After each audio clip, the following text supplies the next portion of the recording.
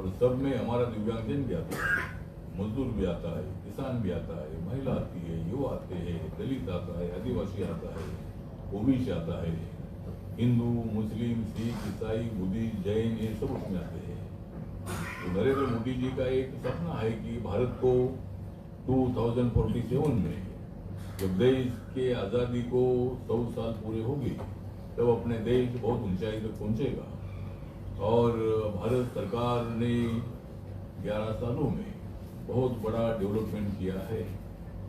कल माननीय प्रधानमंत्री नरेंद्र मोदी जी नवी मुंबई में आए थे और वहाँ Navi Mumbai new Mumbai international airport का उद्घाटन उनके लोकार्पण 16 उनके हाथ से हुआ है। और ये एयरपोर्ट दुनिया का बहुत ही बड़ा एयरपोर्ट है और दुनिया में जो भी एयरपोर्ट है उसमें मतलब उसका नंबर बहुत ऊपर लगता है। और इसीलिए मतलब डेवलपमेंट हमारी सरकार का मुख्य उद्देश्य है। रोड का डेवलपमेंट है, गरीब लोगों को गरीब रेखा के ऊपर उठाने का विषय हो। आज तक हमारी सरकार ने 10 सालों में 25 करोड़ से ज़्यादा लोगों को गरीब रेखा के ऊपर लाया है। और हमारे सरकार के माध्यम से मतलब किसानों के लिए 6-6 हज़ार रुपये उनके अकाउंट में डाले हैं। किसानों की जो अभी हमारे महाराष्ट्र में, पंजाब में, जम्मू में और अनेक राज्यों में भारी बारिश से बहुत बड़ा किसानों का नुकसान हुआ है।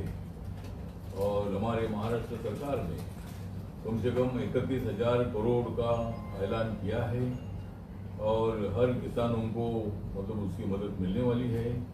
भारत सरकार के पास भी ये प्रस्ताव रखा गया है और माननीय देवेंद्र फडणवीस जी माननीय अमित शाह जी को मिले हैं। और कल हमारे प्रधानमंत्री जब उधर आए हैं तो उनसे भी उनकी बात हुई है। भारत सरकार के तरफ से भी और भी मदद उसके लिए मिलने वाली है और वो भी किसानों के लिए दी जाएगी।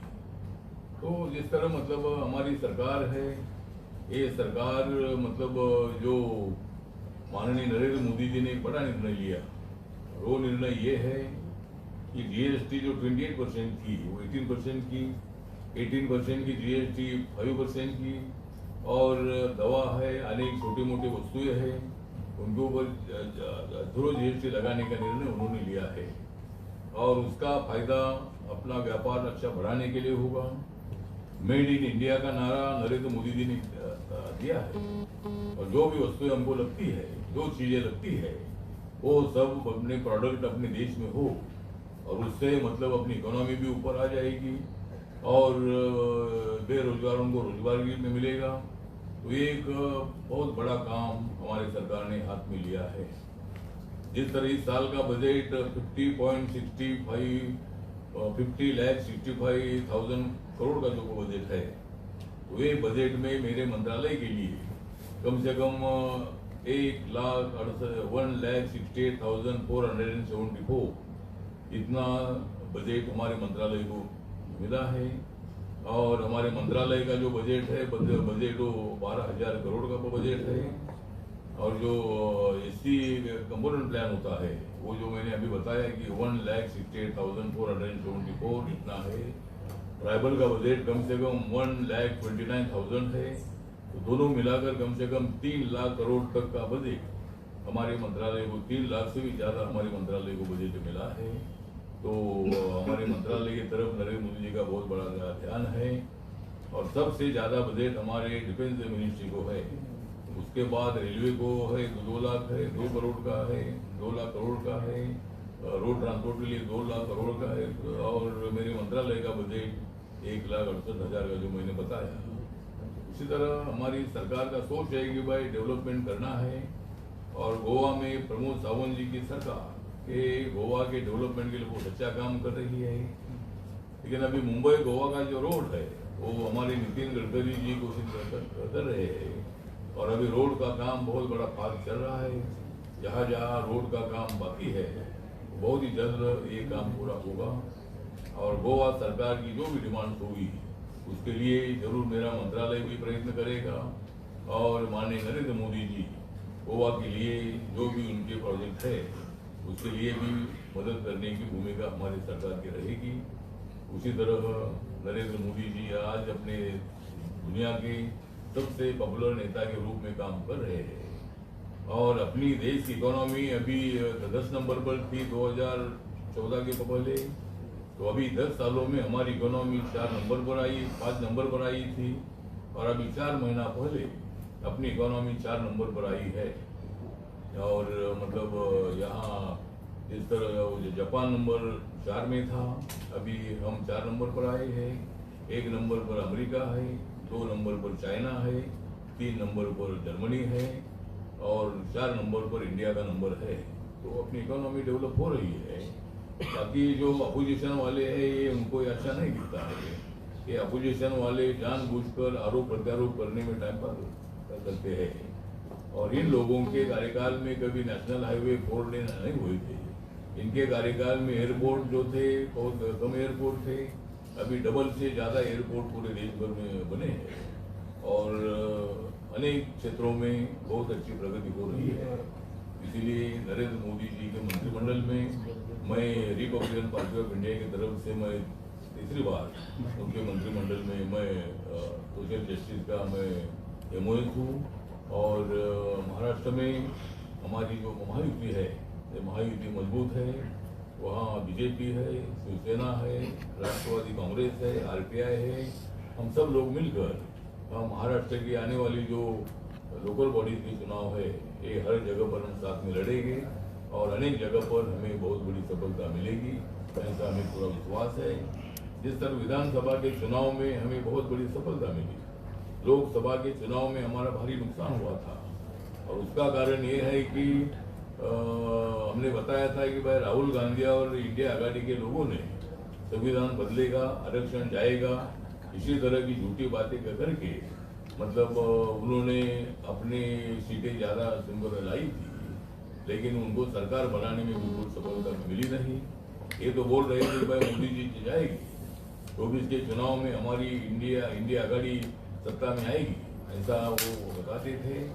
लेकिन नरेंद्र मोदी जी तीसरी बार देश के प्रधानमंत्री बने हैं और हमें पूरा विश्वास है कि 2029 में भी हमारी एनडीए की सरकार आएगी और हम लोगों के लिए काम करते रहेंगे। अपोजिशन को जो आरोप लगाना वो लगाते रहे, वोट चोरी होता है, इसी तरह की बातें की जाती है। तो हम ऐसा सवाल नहीं उठाते हैं कि भाई 2024 के लोकसभा के चुनाव में इन्होंने वोट चोरी किया था। तो वोट चोरी का आरोप बेबुनियाद है, झूठ आरोप है। राहुल गांधी जी इलेक्शन कमीशन को तो नहीं मिल रहे हैं और बाहर से ही मतलब बातें करते रहते हैं। तो आने वाला जो बिहार का चुनाव है, बिहार के चुनाव में मतलब हमारी जो एनडीए आघाड़ी है, नेशनल डेमोक्रेटिक अलायंस है, ये अलायंस एक साथ लड़ेगा और वहाँ नीतीश कुमार जी के नेतृत्व में हमारी सरकार आएगी, ऐसा हमें पूरा विश्वास है। और गोवा में प्रमोद सावंत जी का मैं आभार व्यक्त करता हूँ। यहाँ जो गरीब लोग हैं, दलित लोग हैं, जो बाहर के राज्यों से इधर आए हैं, सबको साथ लेकर वो गोवा का डेवलपमेंट कर रहे हैं, इसीलिए मैं उनका भी आभार व्यक्त करता हूँ। सर, आप इसके पहले यूपीए के भी गवर्नमेंट में मिनिस्टर थे, एनडीए के भी गवर्नमेंट में मिनिस्टर थे। कुछ प्रोजेक्ट ऐसे जैसे कि आपने बताया कि मुंबई गोवा हाईवे का भी जैसे कुछ प्रोजेक्ट पेंडिंग दिख रहे, कैसे क्या थे?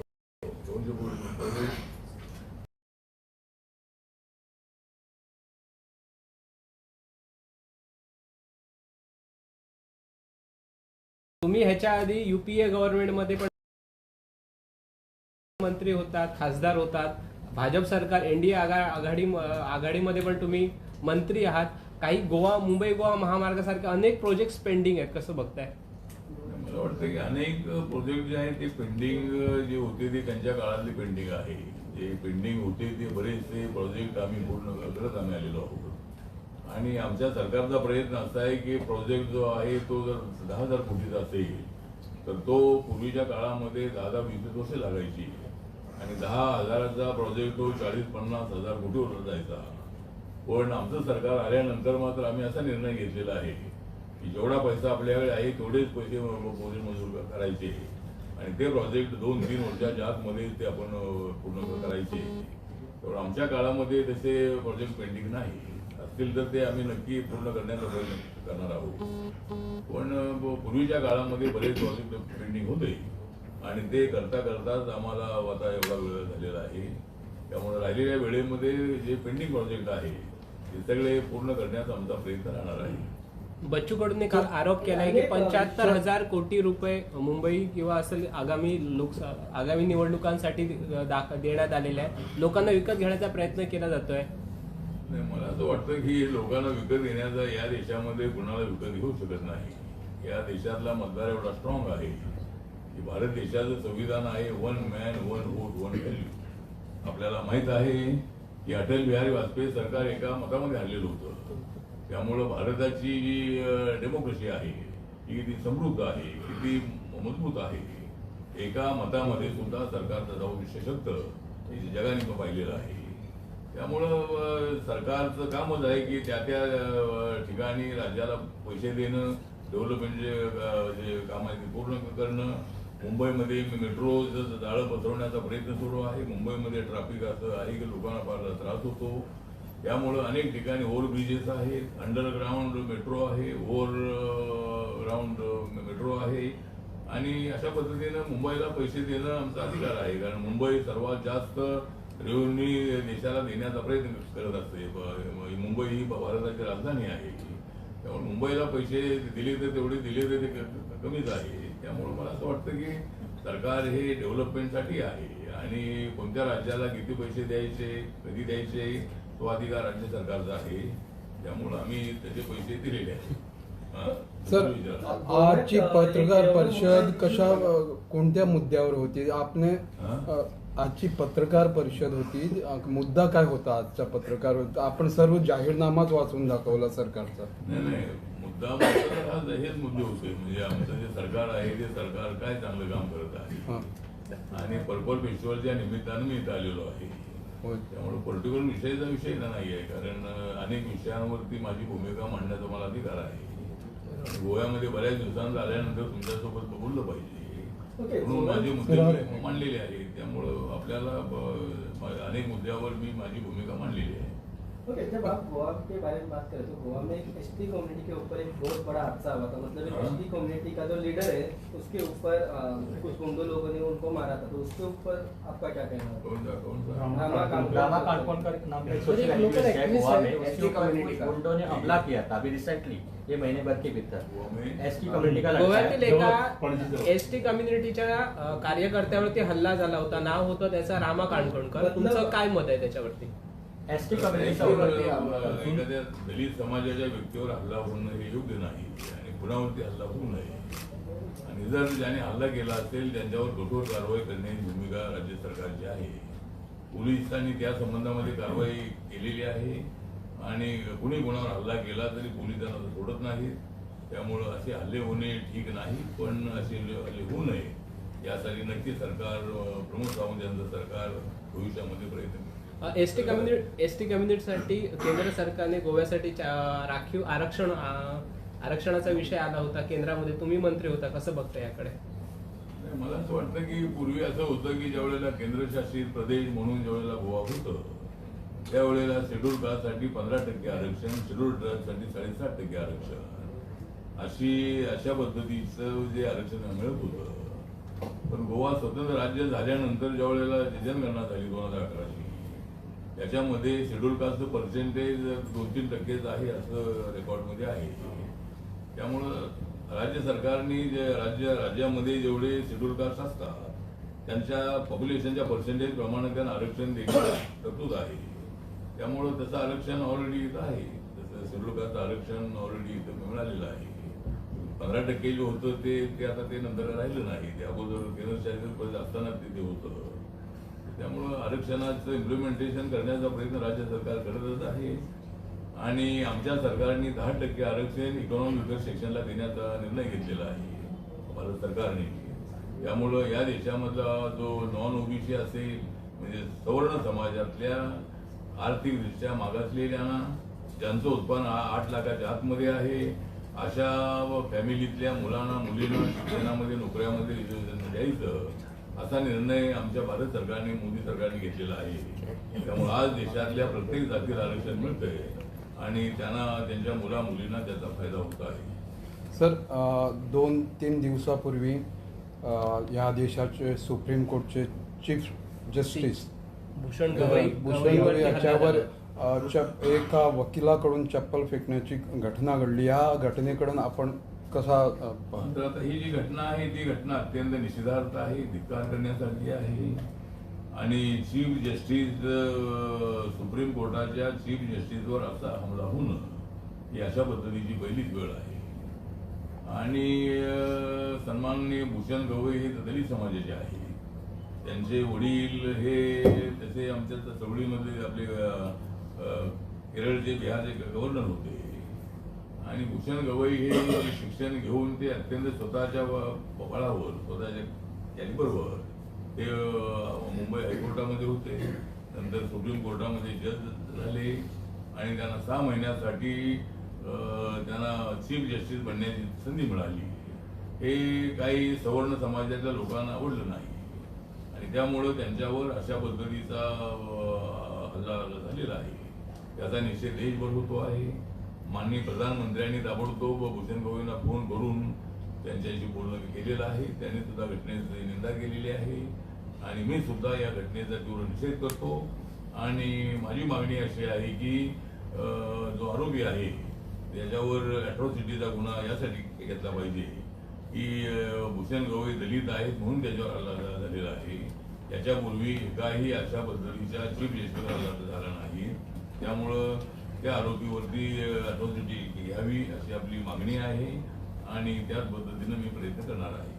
बिहार इलेक्शन नजदीक आ रहा है और हमने देखा कि बिहार इलेक्शन में दलित वोट्स बहुत काउंट करते हैं, तो बीजेपी में उन लोगों को कहीं पीछे ना रहे, उनको एक स्थान मिले, इसके बाद उसके लिए आप क्या करेंगे? मुझे लगता है कि बिहार में जो दलित वोट है, दलित वोट अच्छा वोट है. और बिहार प्रांत हमारा ऐसा है कि बिहार प्रांत में आप लोगों को जानते हैं कि गौतम बुद्ध जी को ज्ञान प्राप्ति हुई थी और वहाँ एक महाबोधि महाविहार है बोधगया में. तो मैं आपके सवाल का जवाब दे दूंगा, लेकिन अभी आपने बिहार का पूछा है.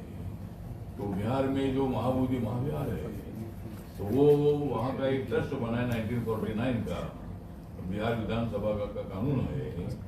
और वो 26 जनवरी 1950 को संविधान स्वीकारने के पहले वाला वो कानून है.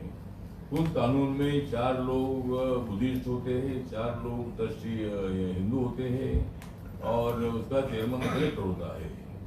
तो हमारी देश भर के बहुतों की मांग ये है कि बाबा साहब अम्बेडकर जी ने बौद्ध धर्म की दीक्षा ली थी और बाबा साहब अम्बेडकर जी के बाद देश भर में असंख्य लोग, लाखों लोग बुद्धिस्ट है. उनकी मांग ये है कि भाई उसके सभी ट्रस्टी और चेयरमैन बुद्धिस्ट होना चाहिए. तो दूसरे धर्म के ट्रस्ट में अगर हमारा आदमी नहीं होता है तो हमारे ट्रस्ट में दूसरे धर्म के आदमी कहीं हो सकते हैं. जरूर वाला कानून होगा, लेकिन उस कानून में बदलाव करके बिहार के विधानसभा ने ये पारित ठराव करना है कि उसके 9 ट्रस्टी जो होते हैं, 9 ट्रस्टी 8 ट्रस्टी उसके मेंबर हो गया और 1 ट्रस्टी उसका चेयरमैन होगा. तो ये मांग के लिए मुंबई में 14 अक्टूबर को हमने एक बहुत बड़ी रैली रखी है आजाद मैदान में और उसमें हजारों की संख्या में लोग सम्मिलित होने वाले हैं. और जो सवाल आपने पूछा है कि बिहार में दलित वोट जो है, ये दलित वोट बड़ी संख्या में एनडीए के साथ रहेगा, क्योंकि वहाँ रामविलास पासवान जी की पार्टी जो है लोक जनशक्ति पार्टी वो हमारे एनडीए में है. मिस्टर माजी जी जो एक्स सीएम है ये भी हमारे साथ है. आरपीआई रिपब्लिकन पार्टी भी मतलब एनडीए के साथ है. तो इसीलिए मुझे लगता है कि दलित वोट जो है ये 70% से ज्यादा वोट हमको मिलने वाला है और जरूर मतलब एनडीए की सरकार वहाँ आएगी. अभी माननीय नरेंद्र मोदी जी ने बिहार को स्पेशल पैकेज दिया था और मतलब बिहार का डेवलपमेंट बहुत तेजी से हो रहा है. इसीलिए सरकार हमारी आएगी और नीतीश कुमार जी वहाँ के मुख्यमंत्री बनेंगे, ऐसा हमें पूरा विश्वास है. रिप्रेजेंटेशन कितने रहेंगे? रिप्रेजेंटेशन कितने रहेंगे? तो कैंडिडेट्स होंगे रिप्रेझेंट किसमें रिप्रेझेंट दलित समाजाच्या किती व्यक्तींना तिकीट मिळतील? दलित समाजाच्या किती लोकांना बिहार निवडणुकात तिकीट दिली जातील? कारण लोकसंख्या तिथे जास्त आहे. हिंदी में म्हणजे ज्या ठिकाणी हिंदी में जागा आहे हिंदी नहीं तुला मराठीत आहे का? हिंदी नहीं जो बिहार में जो शेड्यूल कास्ट की जो सीटें रिजर्व होती है, अभी मुझे आंकड़ा मालूम नहीं कितनी अभी है, लेकिन जो शेड्यूल कास्ट की रिजर्व सीटें है वो वहाँ शेड्यूल कास्ट के कैंडिडेट को वहाँ उम्मीदवारी मिलेगी। जहाँ और भी कोई ऐसे कॉन्स्टिट्यूंसी है जो रिजर्व नहीं है लेकिन वहाँ दलित नेता स्ट्रांग है, तो ऐसे जगह पर भी अनेक दलितों को टिकट मिल सकता है। और चिराग पासवान की जो पार्टी है और मामाजी जी की पार्टी है उसमें ज़्यादा से ज़्यादा दलित लोगों को टिकट मिलेगा। और मेरी पार्टी वहाँ अनेक जिलों में है, लेकिन मेरी पार्टी ने निर्णय लिया है कि हमारी पार्टी चुनाव नहीं लड़ेगी, हमारी पार्टी एनडीए का समर्थन करेगी। और वहाँ जो भी दलित कैंडिडेट है, बाकी उम्मीदवार है, उनके प्रचार में जाने वाला हूँ, तो बहुत सारा टिकट दलित समाज को भी मिलेगा। सर, मुंबई स्थानिक स्वराज्य संस्थांच्या निवडणुका तोंडावरती आहे। महाराष्ट्रात स्थानिक स्वराज्य संस्थांच्या निवडणुका तोंडावरती आहे। तुम्ही महायुती सोबत आहात, किती जागांसाठी तुमचं काही विशेष आकडा ठरलाय का? आमच्या जागांसाठी म्हणजे आता एक तर नगरपालिका आणि जिल्हा परिषदा या डिसेंबरमध्ये किंवा नोव्हेंबरच्या एंडला डिसेंबरमध्ये होण्याची शक्यता आहे आणि महानगरपालिका जी आहे त्या जानेवारीमध्ये होण्याची शक्यता आहे। आणि सुप्रीम कोर्टाने सुद्धा गाईडलाईन दिलेली आहे की 31 जानेवारीच्या अगोदर सगळ्या निवडणुका घ्या। त्याप्रमाणे मुंबईमध्ये आता उद्धव ठाकरे आणि राज ठाकरे एकत्र आलेले आहे, त्यामुळं महाविकास आघाडी एकत्र राहते का नाही माहीत नाही आहे। त्यामुळे महाविकास आघाडीमध्ये फूट पडण्याची शक्यता आहे आणि आमची महायुती भक्कम आहे। हमारे देवेंद्र फडणवीस, एकनाथ शिंदे आणि अजितदादा पवार आणि मी आम्ही सगळे नेते खंबीर आहोत। त्यामुळं यावेळेला मुंबईची महानगरपालिका जिंकायची आणि उद्धव ठाकरेंच्या हातातून महानगरपालिका हिसकावून घ्यायची असा प्लॅन आम्ही केलेला आहे। आणि उद्धव ठाकरे आणि राज ठाकरे जर एकत्र आले तरी फारसा फायदा होणार नाही। राज ठाकरे हे विधानसभेत आमच्या विरोधामध्ये उभे राहिले आणि आम्हाला 227 जागा मिळाल्या 288 पैकी, आणि लोकसभेला राज ठाकरे आमच्या सोबत होते, आमचं नुकसान झालं। तेव्हा माझी भूमिका त्यावेळेला अशीच होती की राज ठाकरेंना सोबत घेऊ नये, कारण राज ठाकरेंची भूमिका ही अनेक वेळेला संविधानाच्या विरोधामध्ये असते। मराठी बोला हे ठीक आहे, आम्ही मराठी आहोत, पण मुंबईमध्ये नॉन मराठी जे लोक आहेत ते 60% आहे, 40% मराठी लोक आहेत आणि 60% मधले जे मराठी लोक आहेत त्यापैकी 70-80% लोक मराठी चांगली बोलतात। बाकीच्या 15-20% लोकांना मराठी समजा पूर्णपणे येत नसेल तर त्यांना दादागिरी करून थोबाडीत मारून काहीतरी त्यामध्ये मजदूर अजिबात नाही आहे। हिंदी आपली राष्ट्रभाषा आहे, त्याचा आदर करणं अत्यंत आवश्यक आहे। आणि हे दोन भाऊ यासाठी एकत्र आले की आमच्या राज्य सरकारने असा निर्णय घेतला होता की पहिलीपासून हिंदी कंपल्सरी करायची, त्या मुद्द्यावर ते एकत्र आले आणि सरकारच्या विरोधामध्ये काहीतरी त्यांना भूमिका घ्यायचीच होती, त्यामुळं त्यांनी एकत्र आले। पण सरकारने निर्णय मागे घेतला, त्याचा मोर्चा जो होता तो मोर्चा फेल करून टाकला आम्ही, त्यामुळं तर निर्णय तो मागे घेतला। आता मराठी बोलण्याच्या मुद्द्यावर थोबाडीत मारणे, आता आमचे प्रताप सरनाईक हे ट्रान्सपोर्ट मिनिस्टर आहेत आणि ते म्हणाले की मग हिंदी बोलता हो तुम्ही हिंदी बोलो, लगेच मनसेचे लोक उठतात आणि सांगतात की नाही नाही यांचं नाव पांडे ठेवा। तर मला असं वाटतं की मुंबई ही भारताची आर्थिक राजधानी आहे, मुंबईच्या इकॉनॉमीमध्ये मराठी माणसाचा तर मोठा सहभाग आहेच आहे, पण अनेक नॉन मराठींचा मोठा सहभाग आहे। त्यानंतर आपले टाटा असतील, बिर्ला असतील, मफतलाल असतील, महिंद्रा असतील, आपले रिलायन्स अंबानी असतील, अदानी असतील, तर हे सगळे काही मराठी नाही आहे यांनी करोडो लोकांना रोजगार दिलेला आहे। त्यामुळं एकदम मुंबईला बदनाम करण्याचा प्रयत्न राज ठाकरेंच्या लोकांनी करू नये। राज ठाकरे हे चांगले नेते आहेत, त्यांच्या मोठ्या सभा होतात, त्यांचं इव्हेंट मॅनेजमेंट अत्यंत चांगलं असतं, पण त्यांना मोठे मिळत नाहीत अशी परिस्थिती आहे। त्यामुळं मुंबई महानगरपालिका जी आहे ती आमच्या ताब्यामध्ये येणार आणि आमच्या महायुतीचा झेंडा मुंबईच्या महानगरपालिकेवर फडकेल आणि अनेक ठिकाणी आम्हाला सत्ता मिळेल असा आम्हाला विश्वास आहे। ठीक आहे, तुम्ही सामाजिक न्याय खात्याचे मंत्री आहात, गोव्यासाठी काय योजना आहेत का? गोव्यासाठी म्हणजे आता आमचा जो मी सांगितलं 1,68,000 कोटीचं आमचं जे बजेट आहे ते सर्व राज्यांना आम्ही ते बजेट पाठवतो, त्यामध्ये 20-22 डिपार्टमेंट असतात आणि नियमाप्रमाणे सर्व राज्यांना तो फंड रिलीज होतो। त्यानंतर मग आता आमची योजना आहे ती नशामुक्ती केंद्राची योजना आहे. तर नशामुक्ती केंद्र जर काही एनजीओने आम्हाला मागितले तर त्यांना आम्ही देण्याचा प्रयत्न करतो. नशामुक्ती केंद्र जे आहे गोव्यात किती सुरू होऊ शकतात? त्यानंतर आता मला माहित नाही किती आहे ते, पण नशामुक्ती केंद्राची मागणी जर झाली आमच्याकडे तर आम्ही एका जिल्ह्याला एक देण्याचा आमचा प्रयत्न आहे. जर 2-3-4 जर अशी मागणी जर झाली तर आम्ही नशामुक्ती केंद्र त्यांना देऊ. त्यानंतर ओल्ड एज होमची एक आमची स्कीम आहे आणि त्या स्कीमसाठी सुद्धा आम्ही मदत करत असतो. सीड ट्रेनिंगसाठी आम्ही मदत करत असतो. व्हेंचर कॅपिटल फंड नावाची एक आमची स्कीम आहे, त्यामध्ये 15 कोटीपर्यंत शेड्यूल कास्टच्या मुलींना धंद्यासाठी लोन मिळतं, ती एक स्कीम आहे. त्यानंतर NSFDC स्कीम आहे, national schedule caste finance development corporation.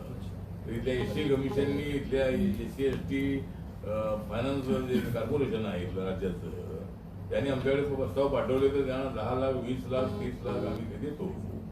त्यानंतर जर कोणाला पायलट कोर्स करायचा असेल किंवा फॉरेनला कोणाला जायचं असेल तर त्यासाठी सुद्धा आम्ही त्यांना मदत करतो.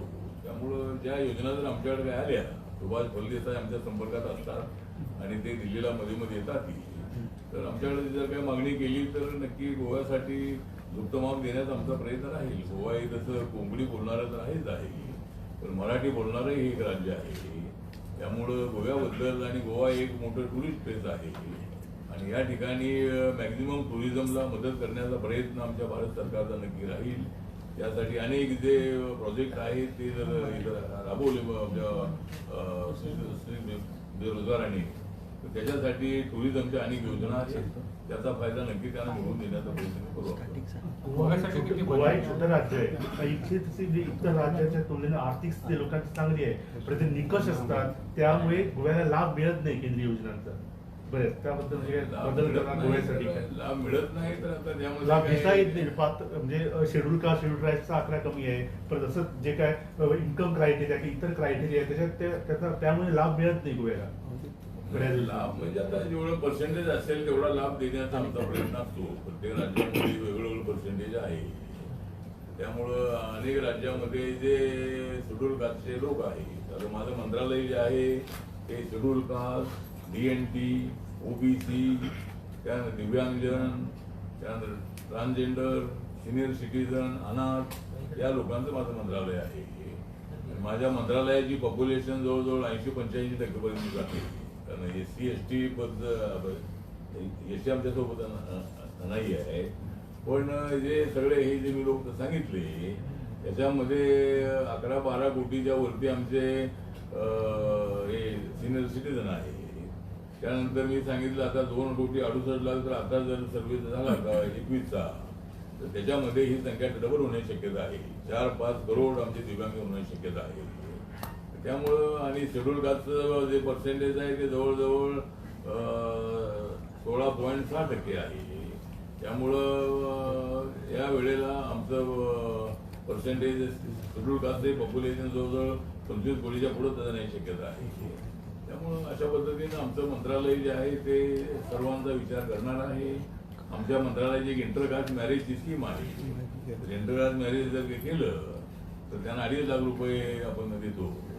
तर काय पत्रकारांनी जर काय दिले तर त्यांना त्याच्यात देण्याचा प्रयत्न बरोबर आहे. त्यामुळे ठीक आहे, तर अशा अनेक स्कीम आमच्या आहेत. धन्यवाद. ठीक आहे, थँक्यू. सर्व पत्रकारांचे हार्दिक आभार. चहा वगैरे घ्या, चहा वगैरे बाहेर.